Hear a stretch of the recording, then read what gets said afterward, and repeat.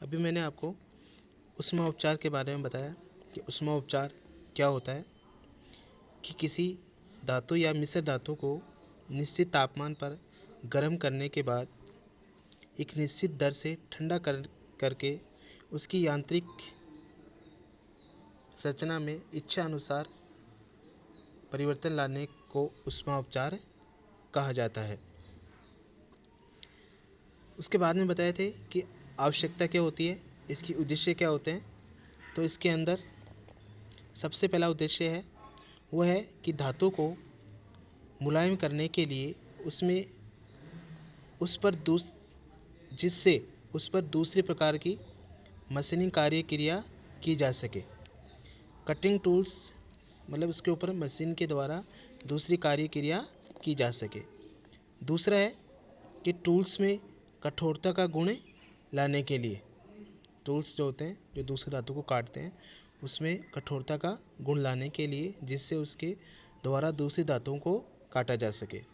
तीसरा बताया था कि हार्ड की हुई धातुओं में भंगुरता कम करके स्टेनलेस करके टफनेस का गुण लाने के लिए, मतलब जब धातु को कठोर करते हैं, हार्ड करते हैं, तो उसमें भंगुरता का गुण आ जाता है, इसलिए उस भंगुरता को कम करके और टफनेस का गुण लाने के लिए भी ऊष्मा उपचार किया जाता है।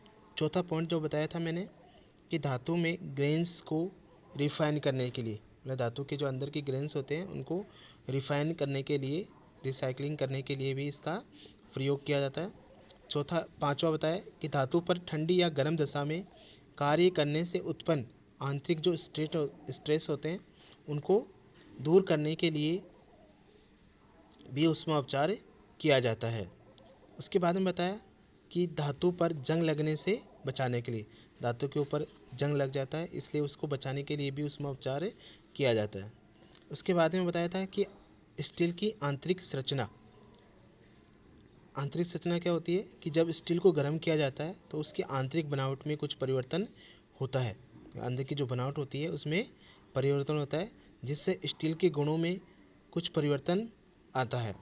स्टील को ऊष्मा उपचार या हीट ट्रीटमेंट करते समय प्राय निम्नलिखित स्ट्रक्चर बनते हैं। कौन कौन से? पहला बताया फेराइट, इसके अंदर बताया ये शुद्ध लोहे का स्ट्रक्चर है जिसमें कार्बन की मात्रा बहुत ही कम होती है, इसमें चुंबकीयता का गुण अधिक होता है, ये स्ट्रक्चर नरम और डक्टाइल होता है, मतलब इसके अंदर शुद्ध लोहे का रूप होता है, स्ट्रक्चर होता है जिसमें कार्बन की मात्रा बहुत ही कम होती है, इसमें चुंबकीयता का गुण भी अधिक होता है और ये स्ट्रक्चर होता है वो नरम और डक्टाइल होता है। दूसरा बताया था सीमेंटाइट, ये फेराइट और कार्बाइड का रासायनिक मिश्रण होता है, ये स्ट्रक्चर बहुत ही हार्ड और ब्रिटल होता है, मतलब हार्ड भी होता है और ब्रिटल भी होता है, भंगुर भी होता है। उसके बाद में बताया कि तीसरा पियरलाइट, ये फेराइट और सीमेंटाइट का मिश्रण होता है जिसमें 87% फेराइट होता है और 13% सीमेंटाइट होता है, ये स्ट्रक्चर बहुत ही मजबूत होता है। चौथा बताया आस्टेनाइट, ये स्टील को अप्रक्रिटिकल तापमान पर गर्म किया जाता है, जो स्टील के स्ट्रक्चर को पूरी तरह से आंतरिक परिवर्तन हो जाता है, इस प्रकार जो स्ट्रक्चर बनता है वो क्या कहलाता है? आस्टेनाइट कहलाता है। इस स्ट्रक्चर पर स्टील नॉन मैग्नेटिक होती है, मतलब इस स्ट्रक्चर के ऊपर स्टील होती है वो नॉन मैग्नेटिक होती है। पांचवा बताया मार्टेनसाइट होता है वो आस्टेनाइट स्ट्रक्चर वाली जो स्टील होती है उसको तुरंत ठंडा कर दिया जाए तो स्टील में जो स्ट्रक्चर बनता है उसे मार्टेनसाइट कहा जाता है, यह बहुत ही हार्ड और ब्रिटल होता है। छठा बताया ट्रूस्टाइट, कि मार्टेनसाइट जो स्ट्रक्चर वाली स्टील होती है उसको यदि लोअर क्रिटिकल तापमान से कम तापमान पर दोबारा गर्म करके ठंडा किया जाए तो ट्रूस्टाइट स्ट्रक्चर बनता है। ये स्ट्रक्चर वाली स्टील को मशीनिंग वगैरह नहीं किया जा सकता, किंतु उसे कंपन सहन करने की शक्ति होती है, मतलब उसमें कंपन वाइब्रेशन सहन करने की शक्ति होती है। उसके बाद में बताया मैंने सोरबाइट। सोरबाइट क्या होता है कि इस इस प्रकार का स्ट्रक्चर ठंडा होने की दर को कंट्रोल करके प्राप्त किया जाता है। इस स्ट्रक्चर में पियरलाइट अधिक और सीमेंटाइट कम होता है। ये स्ट्रक्चर प्राय टेम्पर्ड स्टील में पाया जाता है। उसके बाद में मैंने आपको बताया कि हीट ट्रीटमेंट के लिए स्टील को गर्म या ठंडा करना। तो तापमान बताया मैंने 3 प्रकार के, जिसमें पहला बताया था लोअर क्रिटिकल तापमान।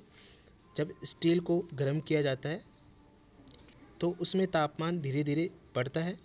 ये तापमान जब लगभग 723 डिग्री सेंटीग्रेड तक पहुंच जाता है तो इस तापमान के बाद स्टील का आंतरिक बनावट में कुछ परिवर्तन होने आरंभ हो जाते हैं। इस प्रकार जिस तापमान पर स्टील की आंतरिक बनावट में परिवर्तन प्रारंभ हो जाते हैं उसे लोअर क्रिटिकल तापमान कहते हैं। मतलब जिस तापमान के ऊपर स्टील की जो आंतरिक बनावट होती है वो बदलनी शुरू हो जाती है उसे अपन लोअर क्रिटिकल तापमान कहते हैं। उसके बाद में आता है अपर क्रिटिकल तापमान, कि जब स्टील को लोअर क्रिटिकल तापमान के बाद और अधिक गर्म किया जाता है तो जैसे जैसे तापमान बढ़ता है वैसे वैसे स्टील के स्ट्रक्चर में परिवर्तन होता जाता है। अंत में एक ऐसा तापमान आता है जिस पर स्टील पूरा स्ट्रक्चर परिवर्तन हो जाता है और उसमें आयरन और कार्बाइड आपस में मिल जाते हैं और इसके बाद स्ट्रक्चर में परिवर्तन होना रुक जाता है। इस प्रकार जिस अधिक से अधिक तापमान पर स्टील का पूरा स्ट्रक्चर में परिवर्तन होना रुक जाता है वह अपर क्रिटिकल तापमान कहलाता है। यह तापमान स्टील में कार्बन की मात्रा के ऊपर निर्भर करता है। मतलब इसमें बताया कि जो स्टील का लोअर क्रिटिकल तापमान होता है उससे भी अधिक जब स्टील को गर्म किया जाता है तो जैसे जैसे तापमान बढ़ता है वैसे वैसे स्टील और गर्म होता जाता है, उसमें और परिवर्तन होते रहते हैं उसके स्ट्रक्चर में और अंत में एक ऐसा स्ट्रक्चर हो जाता है जिसमें उसका परिवर्तन होना बंद हो जाता है स्ट्रक्चर, जो उसमें कार्बन और आयरन दोनों आपस में मिल जाते हैं। तो इसमें जो स्ट्रक्चर बनता है उसको ऑस्टेनाइट कहते हैं। और ये जो तापमान होता है क्रिटिकल तापमान वो कार्बन की मात्रा के ऊपर निर्भर करता है, स्टील में कार्बन की मात्रा के ऊपर निर्भर करता है। और लास्ट बताया था ट्रांसपेरेंसी रेंज या इससे क्रिटिकल रेंज भी कहा है मैंने कि लोअर क्रिटिकल तापमान से अपर क्रिटिकल तापमान तक स्टील के स्ट्रक्चर में जो परिवर्तन होता है उसे ट्रांसपेरेंसी रेंज या क्रिटिकल रेंज कहा जाता है। मतलब आप दोनों लोअर क्रिटिकल तापमान और अपर क्रिटिकल तापमान दोनों में जब परिवर्तन आप बीच का जो टेम्परेचर होता है उसे क्रिटिकल रेंज या उसे ट्रांसपेरेंसी रेंज कहा जाता है।